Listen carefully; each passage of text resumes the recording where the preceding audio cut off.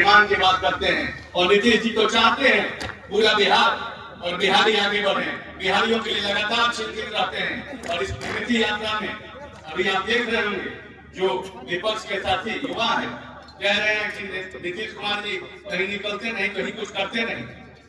जब 44 डिग्री की गर्मी आती है उस वक्त भी ये 70 साल से अधिक वाले हमारे नेता 44 डिग्री गर्मी में भी बाहर निकलते हैं। और जब 4 डिग्री टेम्परेचर आता है ठंड में उस वक्त भी ये आगे आ जाते हैं, सुबह में भी निकलते हैं। आपने देखा होगा पूरा प्रगति यात्रा पूरे करकला के ठंड में, जिसमें लोग आराम से कंबल में, आज के युवा आराम से कंबल में उड़ के सुनते हैं, उस समय हमारे नेता बिहार की सड़कों पर घुमा करते हैं।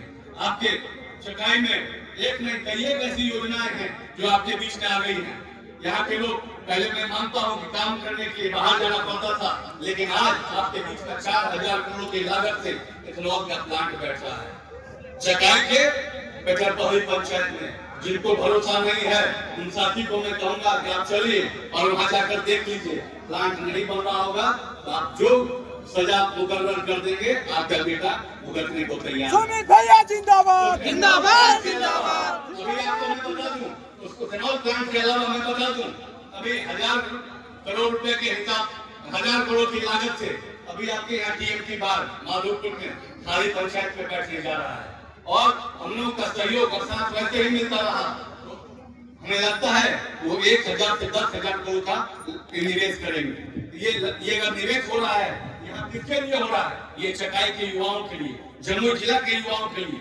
जमुई जिला के युवा जो है, मैं इतना तो दावा कर सकता हूँ चकाई के साथ साथ जमुई जिला के युवा आपको काम करने के बाहर नहीं जाना पड़ेगा। उसके अलावा एक तीसरी कंपनी सोलर प्लांट उसका भी बैठ रहा है, 200 एकड़ में उसका भी काम चल रहा है। ये तीनों काम चकाई में काम जारी है।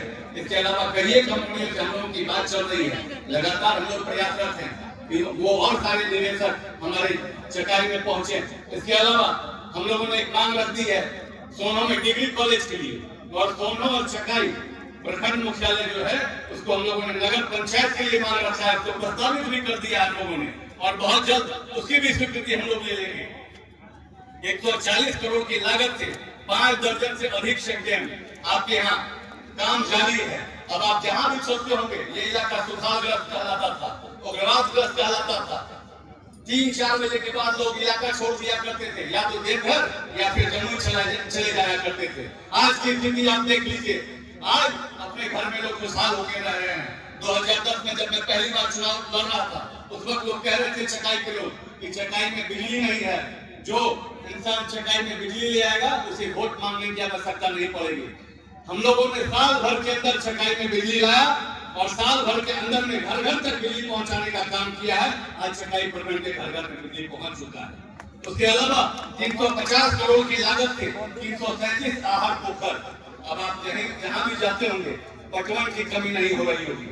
हरित क्रांति हमारे चकाई में भी आएगा। चकाई विधानसभा जो सुखाग्रस्त हुआ करता था अब हमारे यहाँ भी हरित क्रांति आ रही है।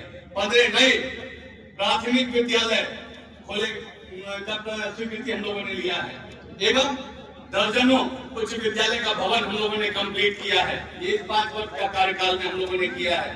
दर्जन प्राथमिक स्वास्थ्य केंद्र, दर्जन पंचायत सरकार भवन, 200 से अधिक सामुदायिक भवन।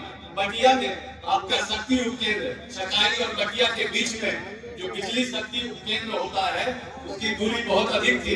पहले झाझा फीडर से दिया जाता था तो दिक्कत होती थी, कहीं 11,000 का तार गिर जाता था, 13-33,000 का तार गिर जाता था तो दिक्कत होता था।